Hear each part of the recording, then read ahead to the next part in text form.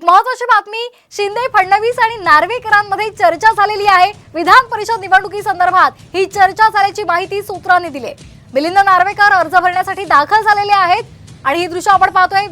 विधान परिषदेच्या ठाकरे गटाकडून त्यांना उमेदवारी देण्यात आलेली आहे। शिंदे फडणवीस आणि नार्वेकरांमध्ये चर्चा झालेली आहे। ही दृश्य आपण पाहतोय साम टीव्हीच्या माध्यमातून। विधान परिषद निवडणुकीसंदर्भात चर्चा झाल्याची माहिती सूत्रांकडून मिळते। मिलिंद नार्वेकर ठाकरे गटाकडून आज अर्ज भरण्यासाठी पोहोचलेले आहेत। विधान परिषदेच्या निवडणुकीसाठी त्यांना उमेदवारी ठाकरे गटाने दिलेली आहे आणि शिंदे फडणवीस आणि नार्वेकरांमध्ये चर्चा झालेली आहे। या संदर्भात अधिक माहिती घेऊयात आमचे प्रतिनिधी गणेश कवडे यांच्याकडून। गणेश, का अधिकचे अपडेट्स मिळतात? मिलिंद नार्वेकर अर्ज भरण्यासाठी दाखल झालेत, शिंदे फडणवीस आणि नार्वेकरांमध्ये चर्चा झालेली आहे आणि त्यामुळे आता चर्चांना उधाण आलंय।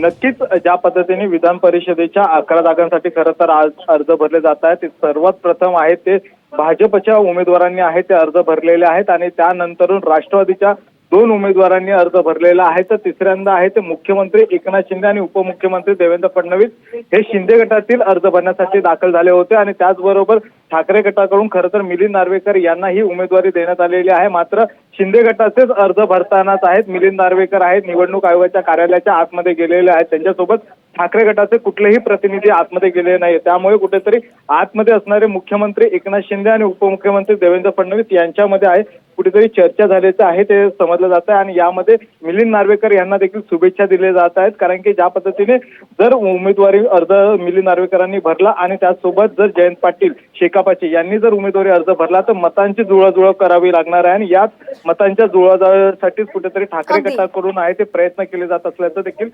समजण्यात येत आहे। अगदी धन्यवाद गणेश, आपण दिलेल्या माहितीसाठी।